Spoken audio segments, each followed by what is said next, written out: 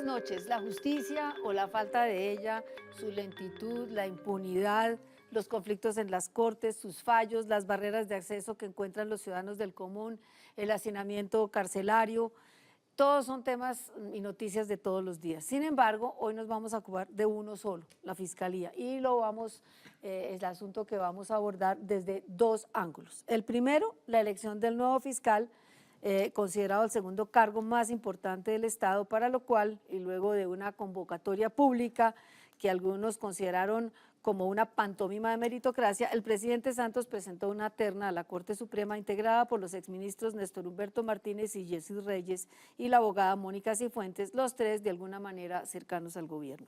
El segundo, la gestión del fiscal Eduardo Montealegre, que está abandonando su cargo y que se despidió del organismo con un documento en el que le pide a la Corte Constitucional que en caso de que se firme un acuerdo con las FARC, se entienda como un acuerdo especial protegido por el derecho internacional humanitario, de tal forma que una vez firmado entre a ser parte del bloque de constitucionalidad, es decir, que tenga la misma fuerza de un tratado internacional. Una propuesta audaz que, como otras suyas, han desatado enconadas polémicas. En resumen, la Fiscalía y el exfiscal Montealegre al banquillo. Y unas preguntas para resolver con nuestros invitados de esta noche. ¿Es necesario y conveniente cambiar el diseño constitucional de la Fiscalía y el procedimiento de elección del fiscal? ¿Cuál es el balance de la gestión del fiscal Montealegre? ¿Se excedió en sus funciones? ¿Politizó sus decisiones? ¿Está la Fiscalía mejor organizada y preparada ahora para enfrentar los retos que plantea el crimen organizado y la justicia transicional? ¿Es viable la propuesta de considerar como acuerdo especial un eventual acuerdo con las FARC para que tenga fuerza de tratado internacional? Para aportar claves e intentar dar respuestas a estas preguntas, nos acompañan esta noche el doctor Rodrigo Umprimi, abogado, doctor en Economía Política, fundador de Justicia, profesor de la Universidad Nacional y miembro de la Comisión de Naciones Unidas para los Derechos Económicos y Sociales, columnista del Espectador. El doctor Iván Cancino, abogado penalista, profesor del Externado de Colombia, y el doctor Francisco Bernate, abogado penalista, profesor de la Universidad del Rosario y quien ha sido conjuez de la Corte Suprema. Creo que el doctor Cancino también ha sido conjuez, ¿no? Este año de la Corte Constitucional. De la Corte Constitucional. Y como todas las noches, el escritor y periodista Antonio Caballero. Empecemos por la selección del fiscal, la selección de la terna para fiscal. Creo que tal vez como nunca antes hizo evidente en este caso la naturaleza política del cargo. Tanto que algunos analistas señalaron que se convirtió más en un pulso político entre el vicepresidente Germán Vargas Lleras, cuyo candidato es Néstor Humberto Martínez, y el liberalismo, que no se siente tan bien y fielmente representado por el exministro Jesús Reyes. Y no es que los miembros de la terna no tengan calidades o no sean idóneos para desempeñar el cargo, pero sino que el problema es que la política, más que la idoneidad, parecen haberse tomado esta elección. ¿Alguna opinión de ustedes acerca de esto, doctor Cancino? Sí, por supuesto. Primero, pues, que la convocatoria pública que se hizo no es que se vea como una burla, sino fue una burla. En últimas, los tres nombres que sonaban sotoboche y después que se hicieron público en el gremio, en los pasillos, pues, a los que nos dedicamos al derecho penal, terminaron siendo los que estaban ternados. Entonces, eso es una frustración, porque ya no hay credibilidad ni siquiera en eso del presidente, que tiene una credibilidad pues absolutamente nula en todos los demás aspectos. Ahora, si uno mira los tres nombres son nombres importantes que desde un punto de vista netamente jurídico podrían hacer una labor muy importante. Lo que sí hay que ver es que los tres son cercanos al gobierno, entonces el debate que vuelve a tener el país que hacer es por qué no se pasa la Fiscalía al Ejecutivo, como sucede en muchísimos otros países, y también se libra uno de esa mixtura de que para unas cosas sí es jurisdiccional o tiene unas competencias pertenecientes a la rama judicial y para otras cosas no. Y frente a la elección, pues lo más importante es que se tendrían que poner unas fechas límites en mi concepto. El presidente debería tener en un reglamento o en una ley, para que sea mucho más específico, una fecha para presentar la terna, y la Corte Suprema debería tener también una fecha para elegir fiscal, porque la interinidad le ha hecho mucho daño a la Fiscalía. Yo sé que eso es un tema más adelante, pero la tragedia de Eduardo Montealegre se va a prorrogar en la tragedia de Jorge Perdomo. Bueno, vamos a ver Entonces, si... ¿hasta dónde eso no es un llamado de atención para poner fechas límites para que no haya esa Exacto. interinidad? Y vale que se señaló el segundo punto de nuestra agenda hoy, que es Él si es respondió a necesario, toda. no, pero por encimita, por eso lo tranqué, si Sí, es le falta. necesario cambiar la Estoy que me fiscalía hablo, doctor Uprimi, así que- y el procedimiento para elegir fiscal. Doctor Umprimi, Bueno, háganos un análisis de este zafarrancho que estamos viendo ahora. yo empiezo, digamos, por confesar unos sesgos a los teleaudientes. Bueno, pues está bien. Pues, primero, yo soy bastante cercano a Jessy Reyes y a Mónica Cifuentes, son personas que conozco personalmente y aprecio mucho, y he tenido controversias públicas con Néstor Humberto Martínez a raíz del trámite de la reforma del equilibrio de poderes, en donde yo creo que él caricaturizó un argumento mío y yo le respondí de manera, creo que robusta en unas columnas. Entonces tengo esos Bueno, sesgos. pero conocido el sesgo, también puede Exacto. dar sus opiniones Eso, objetivas. uno expresa el impedimento y no Está me fue bien. aceptado, entonces me pronuncio. Dicho esto, yo creo que yo comparto algunas de las cosas que dijo Iván. Creo que la idea de evitar una interinidad es muy importante y que haya una elección rápida, eso es muy importante. Una fiscalía interina es un problema. Y luego, en esta elección, uno de los debates que debe haber es cuáles son las cualidades que debe tener un fiscal, para ver quién de ellos está mejor capacitado y si son personas idóneas para el cargo. Y yo creo que hay unas cualidades personales, unas profesionales y unas de conocimientos. Las personales son relativamente obvias, pero hay que decirlos. Primero, tiene que ser honesto. Digo esto porque pues, con el escándalo de Pretel pues, ya uno reclama incluso honestidad en los altos cargos de la justicia. Segundo, tiene que ser una persona con carácter. La fiscalía se tienen que tomar decisiones muy duras. Y tercero, tiene que tener una característica que es muy, muy importante, que es una persona que no quiera salir como Roberto Carlos con 1 millón de amigos, porque la fiscalía es para tener enemigos. Sí. O sea, uno no entra a la fiscalía a ser un conciliador. Si uno tiene un espíritu conciliador, un espíritu de armonizar a la gente, escogió mal el cargo. El cargo de la fiscalía es para investigar y acusar y contribuir a la política criminal. Luego tiene que tener unas cualidades profesionales, tiene que ser al mismo tiempo un buen, digamos, conocedor del derecho penal y sobre todo del funcionamiento del sistema penal. Yo no digo un súper experto en derecho penal, pero un conocedor y sobre todo un conocedor del sistema penal. Tiene que tener ciertas virtudes de imparcialidad, no tanto como las de un juez, porque el fiscal al fin y al cabo digamos, acusa, pero tiene que no utilizar de manera parcial el enorme poder que tiene la fiscalía. Y entonces, si uno mira esas virtudes, yo tengo, y entonces ahí se puede expresar mi sesgo, pues yo tengo serios reparos hacia la candidatura de Néstor Humberto Martínez. ¿Por qué? Porque él sí tiene 1 millón de amigos y amigos muy poderosos, y eso para un cargo en la fiscalía me parece muy complicado. Y además, digamos, él tiene demasiados intereses en el sector privado. Entonces, él fue elegido ministro, el superministro, y él anunció que renunciaba a su oficina para estar en ese ministerio, y al año volvió a lo privado, y ahora nos vuelve a prometer que sí va a hacer lo mismo. Entonces uno dice, ¿por qué si no lo hizo en el pasado, ahora sí lo va a hacer? Entonces yo creo que esa virtud hace que yo esté, digamos, favorable a los otros dos candidatos, que me parecen los dos excelentes. Yo creo que Néstor Humberto Martínez es una persona muy capaz, con buenos conocimientos jurídicos y buenos conocimientos gerenciales, pero esa trayectoria. Que sus compromisos, ¿lo considera usted que le ponen signos de interrogación? Exacto. Una persona que tenga las capacidades conciliadoras del doctor Martínez sería un excelente ministro del Interior, pero no creo que un fiscal. Doctor Bernati. Bueno, lo primero que hay que decir es que ciertamente este proceso es un proceso muy particular, porque en primer lugar se convocaron abiertamente y se presentó como un concurso de méritos para llegar al resultado que inicialmente todos sabíamos iba a presentar, pero a hoy el país no conoce las razones por las que fueron esos 3 y no los otros 147. En segundo lugar, que tiene un origen político, claro que tiene un origen político porque lo elige el presidente. ¿Qué es lo que sucede? Y Rodrigo me puede corregir. La idea era que el presidente saliente le dejaba el fiscal al que llegara.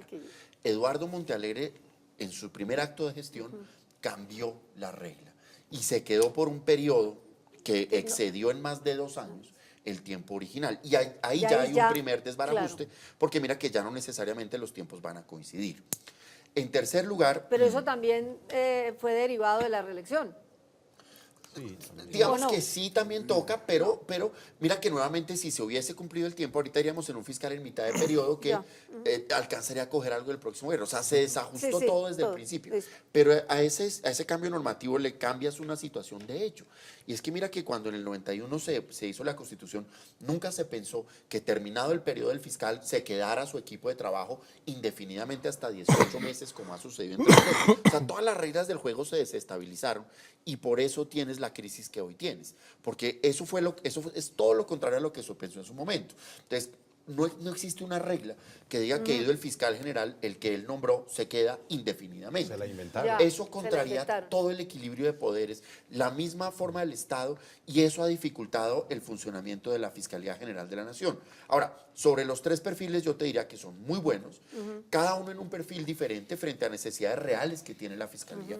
Un perfil gerencial que lo podría ser Néstor Humberto Martínez, que en el manejo de lo público es excelente, porque tienes que admitir que estamos en una fiscalía, en una crisis administrativa interna, donde la gran mayoría de fiscales que tendrían que estar atendiendo las necesidades ciudadanas están en cargo de asesores Y sin plata. y Sí. sin No, recursos. pero que los recursos se fueron para otras Para cosas. Se otro fueron lado, para otras por cosas. supuesto. Para Entonces, grandes cargos. Terrible. yo creo que es el mejor penalista colombiano, que es Jessy Reyes Alvarado, con un perfil penal muy importante, que puede trazar una línea en materia penal, y Mónica Cifuentes con grandes habilidades en el manejo también de la cosa pública, pero con un faro muy importante en el tema de la paz. Entonces tienes tres muy buenos perfiles. ¿Cuál era como la contrapropuesta para que tú pudieras equilibrar la parte política con la parte técnica? Era la elección por parte de la Corte Suprema de Justicia y que la rama tuviese el manejo de la Fiscalía General de la Nación.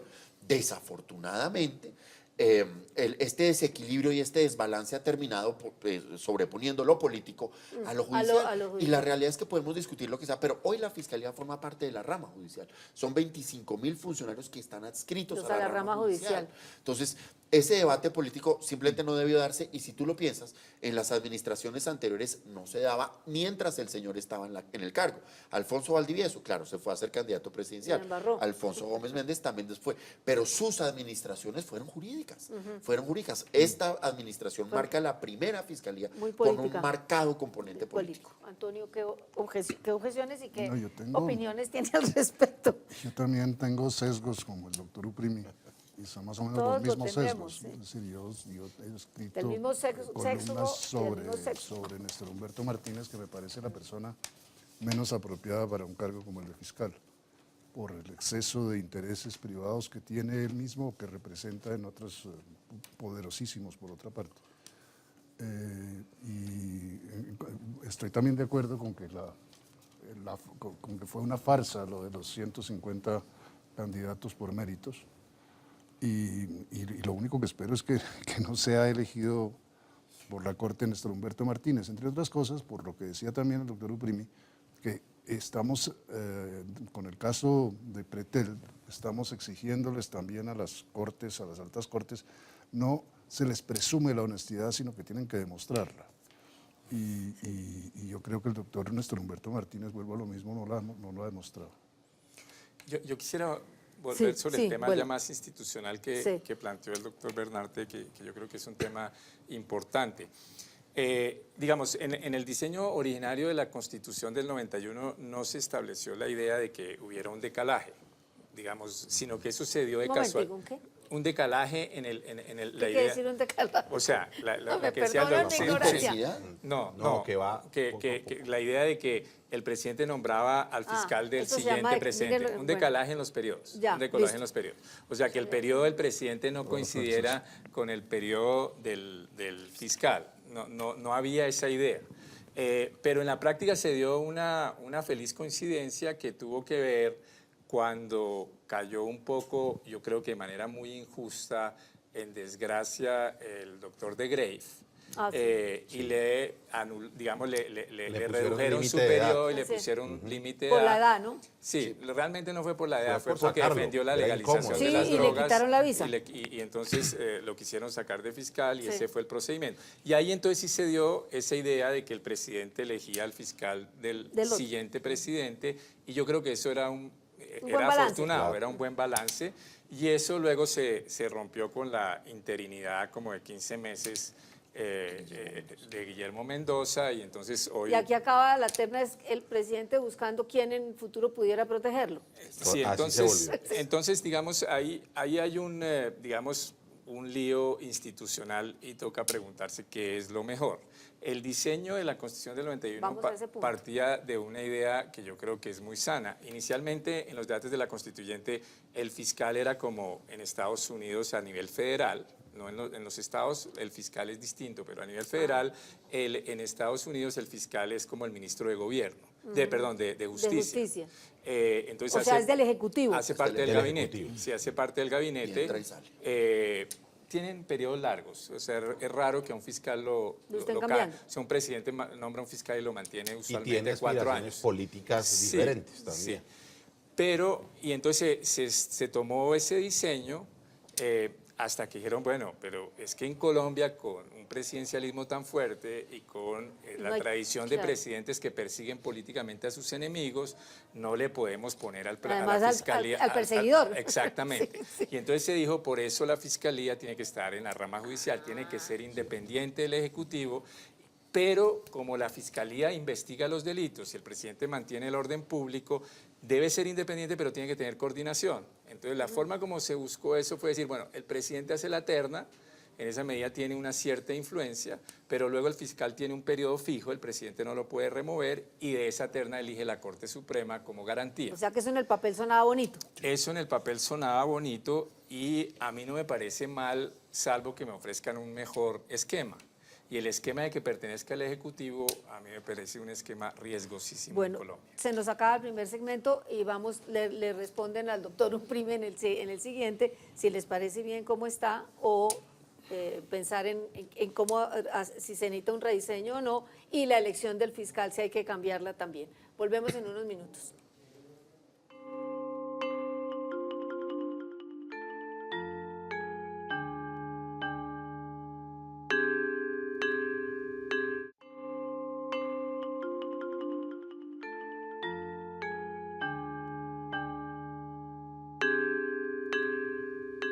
Bueno, doctor Umprimi, oye, propuestas mejores de las que él plantea para la Fiscalía. Doctor Bernardo, doctor Cancino. Lo que pasa es que aquí sí creo que va a haber una división, porque yo sí estoy plenamente convencido de que la Fiscalía General tiene que estar en la rama judicial.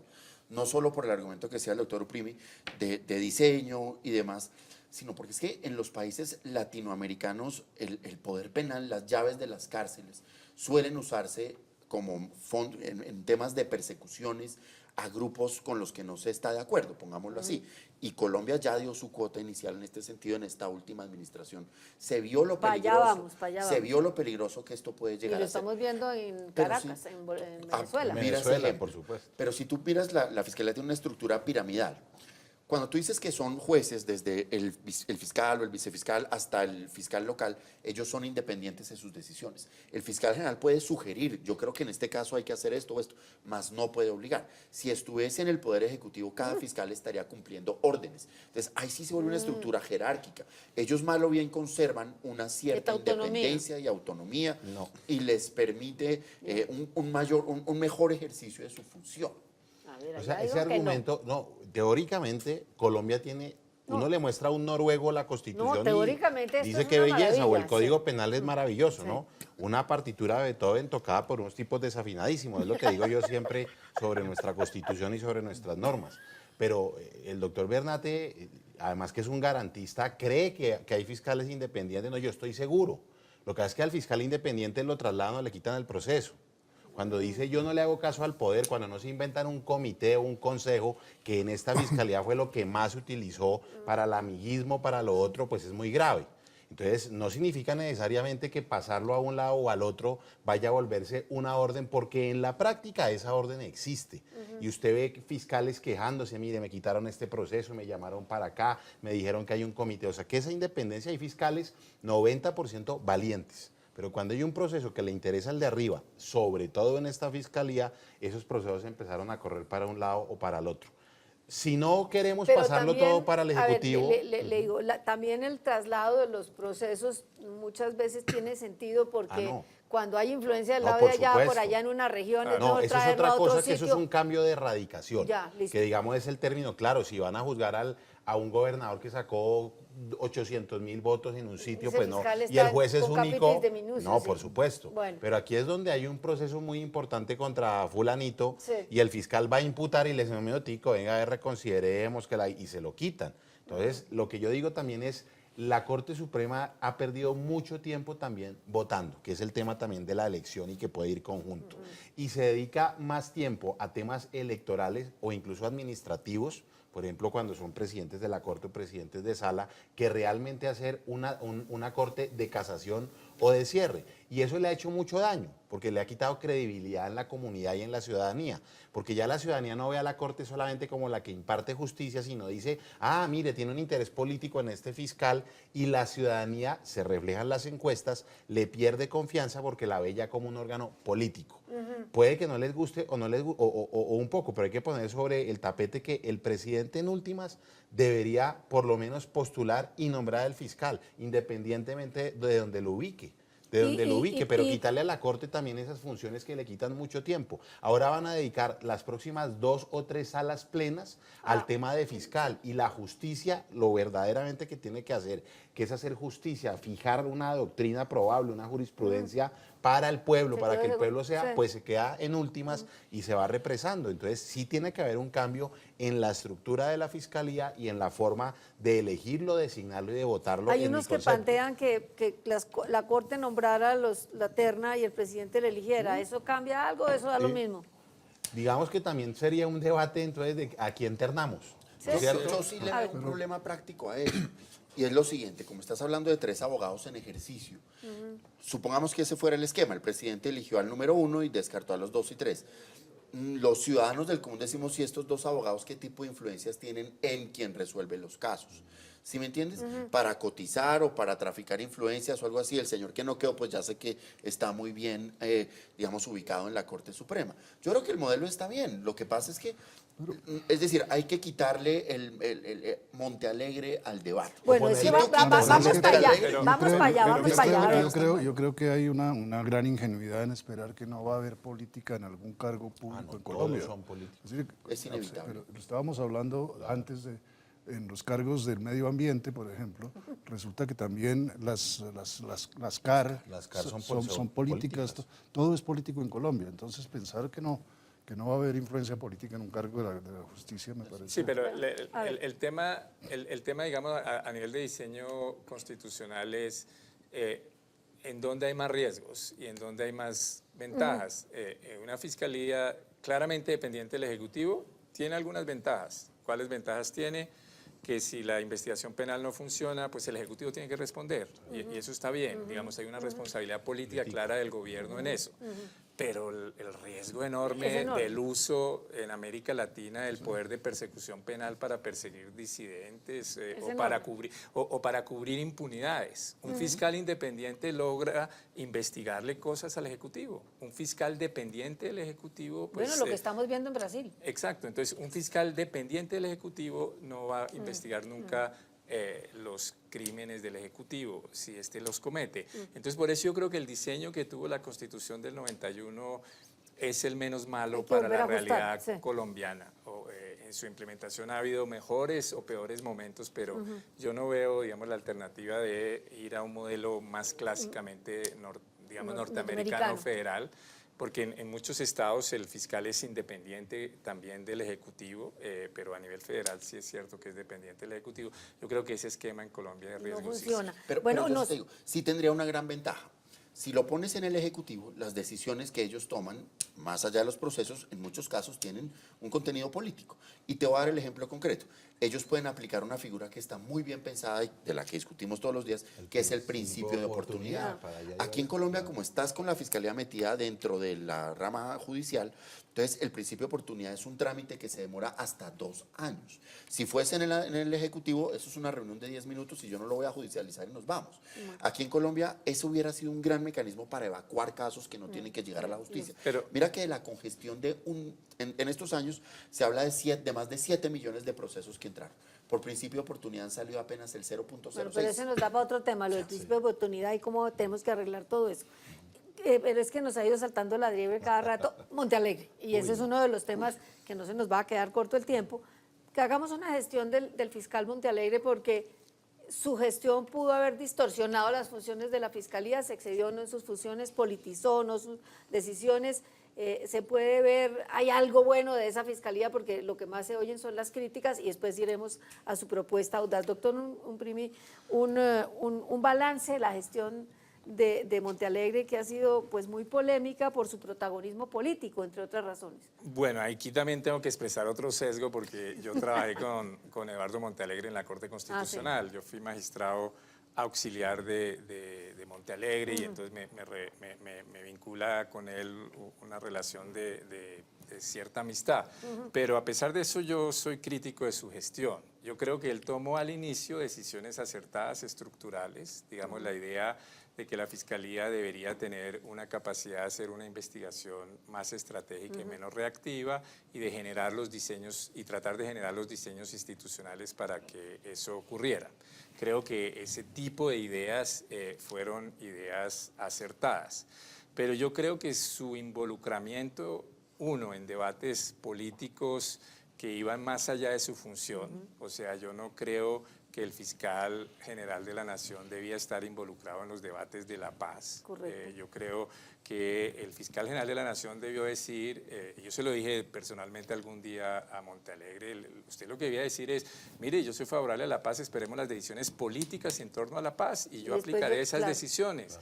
Pero el fiscal meterse a decir que es que la política de paz debe ir por esta dirección o por esta otra, no es apropiado. Claro, él habrá sentido que debía hacerle contrapeso a las intervenciones también muy desafortunadas del procurador, pero creo que eso no le correspondía al fiscal general de la Nación. Y creo que sus contratos de asesoría pues son contratos que digamos, son inaceptables. O sea, el uribismo se ha declarado perseguido político del fiscal. Esa, digamos, me suena menos, digamos, me suena menos, porque no ha mostrado que las personas que han sido investigadas realmente eran personas por fuera de toda sospecha. Digamos, esas personas que han sido investigadas son personas contra las cuales hay realmente, digamos, información que muestra que pueden estar involucradas gravemente en crímenes. Entonces esa me suena mucho menos. Mi objeción es, digamos, a ese involucramiento en debates políticos que lo desgastaron, y esos contratos de asesoría, digamos, muy cuestionables. Doctor Cancino. No, yo sí he sido muy crítico del doctor Montealegre, y tengo una frase que yo reitero y cada día estoy más convencido. No puede haber un peor fiscal que Eduardo Montealegre, y mejor es facilísimo.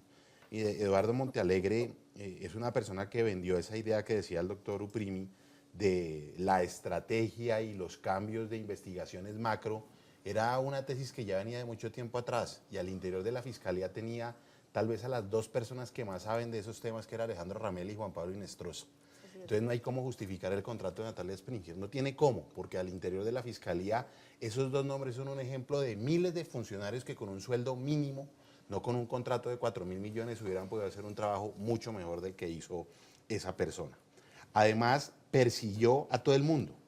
La política de la persecución del Centro Democrático no es ponerla solo allá, sino que uno como abogado litigante vio cómo iba enfocando hacia las personas que lo criticaban y los iba encerrando. A mí personalmente, la Fiscalía llamaba a mis clientes a decirles, ese es un abogado que no le gusta a la Fiscalía, como si el derecho fuera para que le gustara a la Fiscalía. Y a mí no me arrodilló, ni me va a arrodillar nunca un fiscal general de la Nación. Yo prefiero quedarme sin trabajo a quedarme callado o arrodillarme. Arrodilló a los periodistas en el sentido en que los llamaba, sino que ustedes son un gremio muy fuerte y así debe ser. A las mujeres. ¿Y qué es lo que yo recalco? Que entonces cuando atacaba, él sí después, cuando no le salía, echaba carrerita para atrás. Porque atacó a Carolina Sabino, pero después, para quedar bien con la opinión pública, presenta un debate del aborto. Atacó a los periodistas, que los llama, y ahora saca su secuaz, la secuela, una circular que dice, no, ojo con los periodistas, no lo llame tal. O sea, era una persona de los que, como los niños que botaban la piedra. Yo no le encuentro absolutamente, lo mejor que tiene él es que se fue. lo único bueno que le encuentra a Montealegre. Lapidario, el doctor Cancino Antonio Caballero. Sí, no, a mí me parece que es contradictoria la Fiscalía de Montealegre. En general comparto bastante lo que dice el doctor Cancino, pero, y estoy en desacuerdo con el doctor Uprimi. A mí sí me parece que un fiscal debe participar en política, por lo que decía antes, todos los funcionarios en Colombia son políticos. Aquí no hay servidores del Estado imparciales. Pero no le toca al Entonces, fiscal en el cumplir caso, la ley. sí, pero en el caso de la paz, un tema tan discutido y discutible como es el de las negociaciones de paz, sí me parece que deben existir las opiniones, tanto la del fiscal como la del procurador. Sí, me parece que ahí debe opinar todo el mundo. Yo Lo que no pasa creo. es que- Yo no creo en el fiscal. Incluso creo que tiene más legitimidad el procurador institucionalmente para opinar porque él aparece como Defensor de los institucionalmente derechos de la- representante de la sociedad. Lo que pasa es que no estoy de acuerdo con nada de lo que dice, pero creo Sí, que eso es otro tiene punto, derecho sí. a intervenir en los debates. Pero en el órgano de la Fiscalía, imagínense, el órgano de la Fiscalía que es el órgano acusador, que es la mano dura del Estado, diciendo no, va a haber penas alternativas flexibles y cómo queda el gobierno en la mesa de negociaciones. No, Les pero es quitó que- margen es de que- maniobra. Entonces, no, claro. y además, entonces digamos, termina desgastando la figura del fiscal general. Yo creo que el fiscal general debe cuidar sus Está intervenciones. como en una Él- torre de marfil. no es una torre de marfil, pero sí cuidar sus intervenciones Elecciones. para mantener el prestigio y la legitimidad de la fiscalía y de pronto gastar su capital político en un momento De vez en decisivo. cuando, ¿no? Pero no permanentemente. Pero esa intervención excesiva en Es temas... es que la intervención es excesiva, efectivamente. Sí. Lo que pasa es que el fiscal Montealegre quería dirigir él el proceso de paz. Exacto. Aún Bueno, quiere todavía lo quiere su Bueno, último- ahora su vamos a esa último acto. propuesta, pero entonces, y vamos a lo que dice Antonio, su último acto, audaz acto, lo discutiremos ahora, pero haga su balance, doctor Bernate. A mí me parece que, digamos, el Eduardo Montealegre que inicia en su gestión, cuando habla de priorización, de contexto, cuando hace un discurso organizado, garantista, y hay que decirlo, es uno de los mejores juristas que tiene Colombia. La propuesta de hacer la universidad fue una muy buena propuesta. Fracasó. Que viene a fracasar después en las peores condiciones, pero creo que digamos, su periodo o su mandato estará marcado más por lo malo que por lo bueno. En Colombia, en esta fiscalía se ve una práctica tenebrosa, que en Latinoamérica, por lo que he podido documentar, no se había visto. La estrategia de judicializar a los jueces Terrible. y a los abogados que no le dieran la razón. Terrible. Eso en Colombia no se había A ver, visto y cuente en Sudamérica de casos. no la he documentado. Si teníamos un caso de interés de la fiscalía o del país o de X, Y, Z y el juez dejaba libre a la persona, ese Investigación. juez sabía que iba investigado. Y para capturar a un juez en Barranquilla se utilizaron más de 50 hombres en el centro cívico a mediodía. Si tú eras el abogado y hacías tu estrategia, nunca habíamos visto abogados investigados por la fiscalía como le sucedió a Jaime Granados en esta investigación. Investigados por ejercer la profesión, ¿no? Porque pícaros Sí, no, hay en pícaros. todos Pues lados. sí, eso Así iba a es, de decir. Cajanales, Sí, no, sí, eso sí, sí, sí. No, yo le estoy diciendo a Jaime No, no, Granados. de Sí, no son, acuerdo. Y en sí. los medios, Faltan algunos por Sí. investigar. Sí. y en los medios se puso esto. No, a consecuencia de esto, nunca antes Colombia estaba en una crisis humanitaria como la que tiene hoy. Mira, los presos ya no tienen dónde ponerlos. En esta administración vimos presos amarrados a los columpios en el parque de Engativá, amarrados a un árbol. ¿Cuál es el porcentaje de presos que no se les ha decidido? Mira que en La eso ha habido situación. alguna mejora. En los últimos años ya estamos casi que llegando a 70-30, que es un estándar no del todo Es negativo. decir, 30 sin definir Y 70 70 definidos. definidos. no está mal, es un buen ¿Eso estándar. es normal? Sí, digamos, es un estándar que uno puede decir no es deseable, pero Comparado tampoco en es América, dramático. comparado en América Sí, Latina claro, es hay otros sitios relativamente bueno. 90, Ya. 10, 95, 5. Es relativamente Sí, bueno. el ideal sería 100-0, pero Sí, bueno, bueno. pero ahí vamos. Pero mira, adicionalmente, Eduardo Montealegre tuvo influencia en el nombramiento de funcionarios en el Estado que él no tenía que hacer. Sin decir nombres, en la Corte Constitucional. diciendo nombres. Bueno, en la Corte Constitucional ahí tuvo toda la influencia. Dios. No sé si se acuerdan ustedes de un episodio donde una persona aspira a la Federación Nacional de Municipios y llegó escoltado por el Sí, CTI. sí.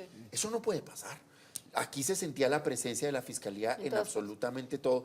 Y yo sí creo que el fiscal no debe participar en política por lo que hablábamos antes. Él es un juez que en teoría ningún ser es apolítico, estoy de acuerdo, pero uno no puede ir a los magistrados de la Corte o al juez hablando de política. Y en el caso del Centro Democrático, sus declaraciones descalificando personalmente al presidente Uribe deslegitimaban decisiones que quizá desde el punto de vista jurídico pudieran ser admisibles, y esa es la razón. Pacho, pero perdón, cuando tú te ves... interrumpo un minutico, dos cosas para complementar tu punto de vista importante. Debe quedar sobre la mesa un debate. La Fiscalía no puede investigar a los jueces. Tenemos que generar otra medida porque el fiscal y el juez garantista que deja libre a una persona por una falla de la Fiscalía, pelea de entonces David va y contra le dice Goliat. inmediatamente te investigo, y el juez garantista lo que hace es echar para atrás porque se siente fuertemente intimidado. Entonces eso hay que tratar de mirar cómo se modifica de una manera importante, que lo hemos hablado nosotros Ahí hay un lío, bastante, ¿no? ahí hay un lío general, que no es solo la capacidad de la Fiscalía de investigar a los jueces, es que los jueces que sean garantistas en temas de libertad son antipáticos ante la opinión pública. Correcto. Y los habían investigado en el pasado, eso no es de esta Fiscalía, en el pasado también y aupados por no en este caso, pero por ministros por el ministro Londoño. Lo que es que en este caso Entonces, ya fue sistemático. No, ¿no? ya fue con prisión. Con prisión, con una persecución la fuerza terrible. que se siente ahí yo no la había sentido. Bueno, se nos acaba este segundo fragmento y ahora sí vamos al final, que es la propuesta audaz del saliente fiscal Montealegre, si es viable o no considerar como acuerdo especial un eventual acuerdo con las FARC con fuerza de tratado internacional. Quedó abierta la pregunta y volvemos en unos minutos.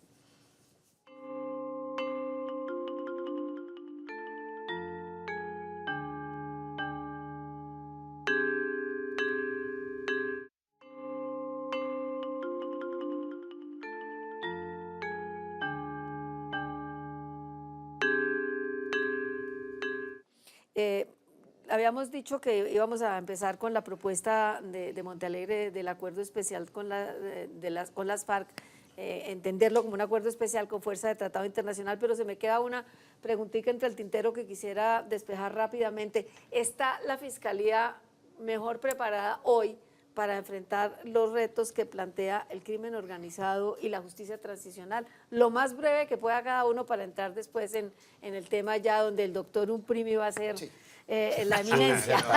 Sí, su disertación. Doctor Cancino. No creo, no por capacidad intelectual o de trabajo de los fiscales, que por regla general son personas supremamente sacrificadas que llevan mucho tiempo.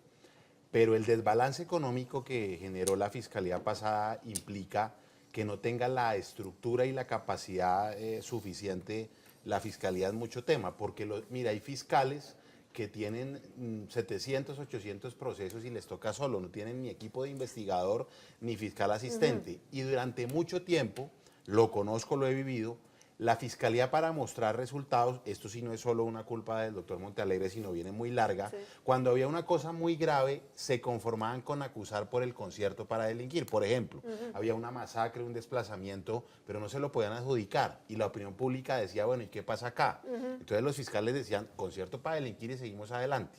Ahora que queremos saber la verdad, pues los procesos se quedaron en concierto para delinquir y no sé qué pasó con el desplazamiento. Claro. Y la gente en la justicia transicional nos lo ha mostrado la historia, quiere verdad, quiere saber por qué pasó esto, dónde está este familiar, por qué no se va a repetir, y la justicia no tiene cómo responder a eso. Hay los suficientes recursos, como nunca antes le ampliaron el presupuesto a la Fiscalía, fueron mal invertidos los recursos para no, digamos, no fortalecerla en esa parte de más fiscales, más especialización, más preparación, más técnicos, y solamente crear unos grandes cargos y las embajadas y todo eso. Yo creo que la idea de la unidad de contexto es una idea muy importante para enfrentar la justicia transicional. Eso se tiene que enfrentar es con análisis de contexto, y ahí hay una potencialidad muy grande, y esa unidad arrancó muy bien, pero infortunadamente después fue debilitada con la salida del director, de Alejandro. Entonces creo que esa fue una decisión desafortunada, pero entonces ahí hay un diseño institucional que el nuevo fiscal puede aprovechar y darle todas las potencialidades de articular esa unidad de contexto con unidades nacionales de fiscalía que también tienen, digamos, algunos recursos. Y puede desmontar tanto asesor bien pagado o millonariamente pagado para destinar esos recursos. Esos son Puede hacerlo. Es que eso que tú decías es muy importante. porque sucede que la Fiscalía yo creo que sí está institucionalmente preparada para enfrentar el crimen organizado. Lo que pasa es que es una cuestión de mejor administración de los recursos. No necesitamos 6 embajadores de la Fiscalía General de la Nación por todo el planeta, con un promedio de 500 millones de pesos anuales. Si tú esos 3.000 millones los remites a mejorar el cuerpo de investigación, a tener más investigadores, más capacitados, ahí puedes enfrentar ese reto. Pero no es solo eso, no es solo el talento humano, sino también los mecanismos de procedimiento. Tú observas cómo en Colombia, para poder llevar una judicialización, tienes una cantidad de trámites y trámites y papeles y papeles y papeles y no puedes avanzar. Hay que simplificar esos trámites. Pero tú decías algo que es muy importante y es, bueno, ¿cuál es el rol de la Fiscalía en la justicia transicional? Hasta donde yo entiendo no es ninguno, porque Pero no todo tiene- lo de justicia transicional lo va a manejar la nueva justicia. Sí, pero tiene que haber, Sí, pero da insumos tiene, o no. Tiene que, Claro. tiene que enviar Trasladar. Insumos, tiene que trasladar. enviar un Trasladar. informe con toda la información sistematizada de todos Sí. los crímenes asociados al conflicto Pero armado. hasta ahí Entonces, llega. Sí, pero el interrogante Pero es es si importante, eso si lo está- tiene. No si lo está tiene. preparado. Si eso lo Ah. tiene preparado, el Está bien. fiscal ha dicho que sí, Montealegre ha dicho que sí lo tenían. Si eso lo tiene, eso facilita enormemente la Al labor tribunal. de Pero la digamos, el Comisión nuevo Especial de fiscal Paz. general de la Nación, más allá de remitir, por supuesto, de sistematizar y remitir lo que se considera, hasta ahí llega su trabajo. El rol va a seguir siendo el mismo de hoy, es decir, investigar los delitos y demás, pero hasta ahí llega él.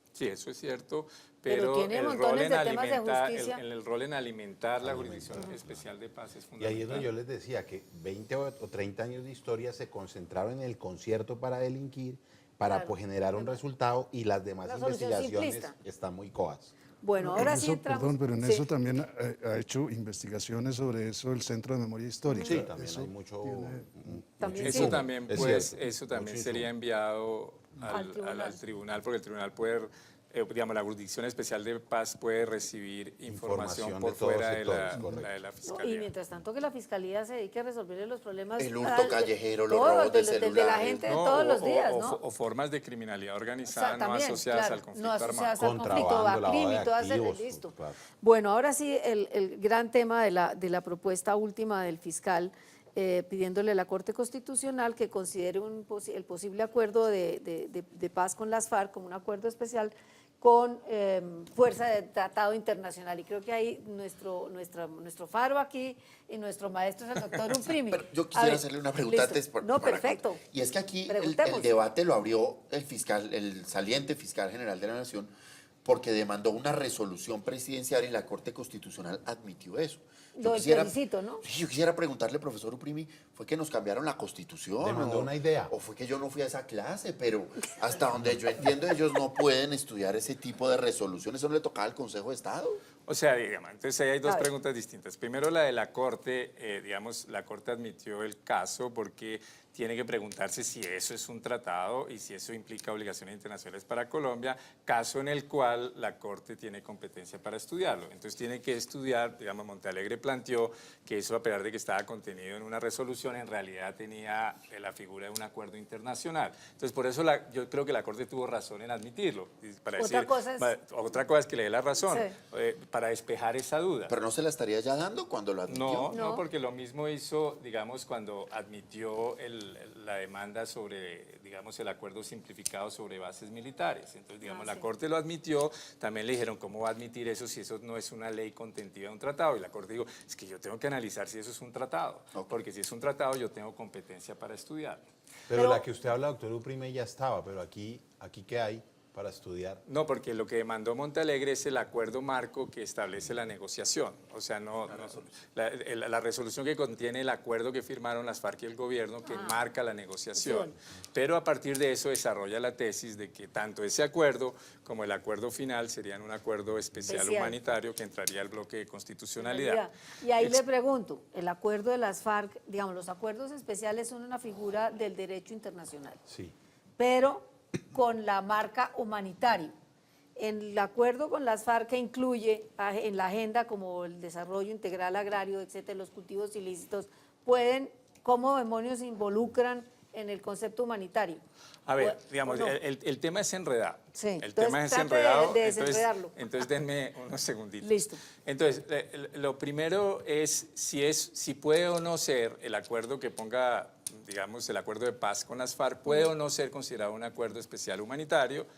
Yo era crítico de esa teoría, pero creo que hay buenos argumentos para defenderla.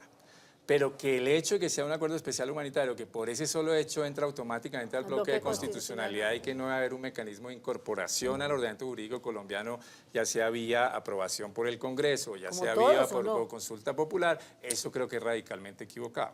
Claro, O sea, porque todos los tratados internacionales no tienen que tienen ser que tener ratificados un trámite. y ratificados por el Congreso. Exacto. Entonces, yo creo que ¿cuál es el tema? Entonces, primero, ¿puede ser un acuerdo especial humanitario?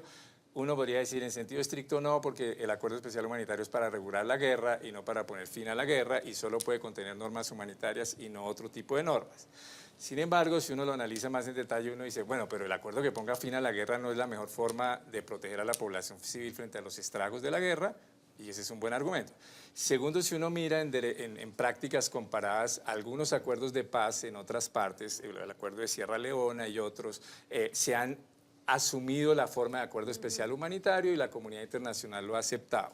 Y recientemente en el comentario que hizo la Cruz Roja de hace como un mes, la Cruz Roja dijo, un acuerdo de paz que contenga normas humanitarias, aunque contenga otro tipo de normas, puede ser calificado acuerdo especial humanitario si las partes quieren darle esa calidad. O sea que hasta ahí uno podría decir, puede ser un acuerdo especial humanitario. Sí, pero es una forma razonable, o sea, porque si no la pregunta es, ¿qué es el acuerdo de paz jurídicamente? Si no es un acuerdo especial humanitario, ¿qué es? ¿No es mejor reconducirlo a una figura existente? Yo creería que sí. Pero ahí surgen dos preguntas. El hecho de que sea un acuerdo especial humanitario inmediatamente le da fuerza jurídica internacional no es claro. No es para nada claro en la doctrina internacional. Algunos dicen que sí, otros dicen que no. Por eso, digamos, algunos hemos defendido, si uno le quiere dar fuerza jurídica internacional, el gobierno tiene que hacer una declaración internacional reconociéndole fuerza jurídica a ese acuerdo. Pero incluso si hace eso, eso no lo vuelve norma jurídica interna. Tiene que entrar. Tiene que entrar por un mecanismo. El argumento de Montalegre ahí es equivocado, porque él dice, como hacen parte del bloque de constitucionalidad los convenios de Ginebra, y los convenios de Ginebra prevén el acuerdo especial humanitario, ya está. por consiguiente todos los acuerdos especiales humanitarios Ya quedan hacen incluidos. parte del bloque. Eso es un error grandísimo, porque es como yo decir, el artículo 189 de la Constitución dice, y hace parte de la Constitución, que el presidente puede hacer contratos internacionales. Por consiguiente, todos los contratos internacionales que haga el presidente hacen parte de la Constitución. Claro que no.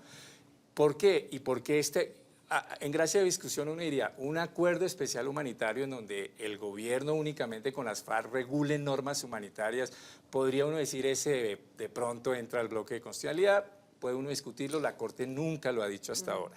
La Corte ha dicho, la norma que prevé los acuerdos especiales humanitarios hacen parte del bloque, no los acuerdos especiales humanitarios. Pero un acuerdo que pone fin a un conflicto y que incluye normas de desarrollo rural, que incluye Cultivos normas de ilícitos. participación política, eso no puede entrar automáticamente al bloque de constitucionalidad, porque si no, eso es combatir a la mesa de La Habana en una asamblea constituyente Siguiente. ilimitada. Eso tiene que tener un mecanismo de incorporación y debe ser político. Yo creo que digamos, si uno quiere que esta paz funcione, y yo obviamente lo quiero, como muchos colombianos, y lo quiero mucho, eso tiene que pasar por un proceso de construcción de una fuerza, de una voluntad política al lado de la paz, Para que le dé y no por legitimidad. una leguleyada Leguleyada. para darle estabilidad jurídica. Yo comparto la preocupación de Montalegre. El acuerdo de Pero esa paz no es tiene la que vía. tener estabilidad jurídica, pero esa no es la vía. ¿Ustedes saben, o preguntas No, o pero además, digamos, no, pues imagínese agregados. si el Aquí que profesor tenemos está a la eminencia. en eso muy claro, obviamente, pero sí es cierto que esa refrendación política, desde mi punto de vista, tiene que incluir una consulta al pueblo, porque si solamente es, como dice Rodrigo, una leguleyada, pues el país está en un momento tan dividido y tan ardido que no va a tener esa configuración hacia futuro de crear una paz. Entonces vamos a reinsertar o a generar un diálogo y ya una terminación de un conflicto con un grupo, pero el pueblo dividido. Entonces yo creo que hay que vender la idea y que el pueblo decida qué va a pasar en la decisión, pues es imposible saberlo ahora. Pero sin una participación real del pueblo, que estoy de acuerdo en todo lo demás, en la parte estrictamente jurídica, pues esa refrendación política, desde mi punto de vista, tiene que tener necesariamente una consulta al pueblo como la quieran llamar. Sería la única porque los otros procesos de paz, pues con el M-19, el proceso con la SAUC no pasó por El país no ninguna- estaba tan dividido. tan no dividido. estaba Es tan- por eso que sí, usted dice señora, que se exactamente. necesitaría, doctor Y Bernat. pero A ver, fíjate la diferencia. Con el M-19 no pasó por vía de aprobación ciudadana, pero No. el acuerdo no valía nada. No valía, exacto. El acuerdo era un acuerdo político entre el Sí, de presidente y el amnistía y M-19. Todo el resto tuvo que transmutarse o transformarse en normas jurídicas. Entonces Sí. tuvieron que presentar una ley de amnistía, Sí, sí. tuvieron que hacer las reformas que Claro, pronto pasó por habían el pactado. Congreso, Entonces, pero no hubo plebiscitos ni cosas de- aquí el tema es si uno puede, simplemente porque yo firmé el acuerdo con las FARC, ese acuerdo inmediatamente queda queda en en la bloque. Constitución. No, eso no puede ser aceptable. Doctor Bernat, te quería agregar Pero es que mira algo. que no solamente es un problema de legitimidad política, ¿cierto? ¿Cómo podemos implementar un acuerdo que los colombianos no hemos, así sea, tenido la oportunidad de opinar?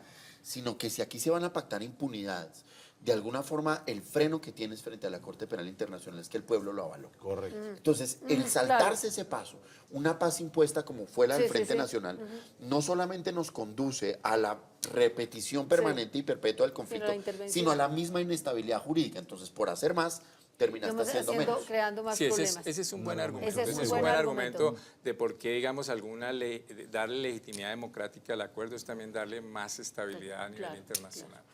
Bueno, que nos acaba el tiempo. Les agradezco mucho. Creo que ha sido muy ilustrativo, sobre todo esta última parte que es tan técnica, digámoslo así. A ustedes también les agradecemos habernos acompañado y el próximo sábado los esperamos a la misma hora. Buenas noches y muchas gracias.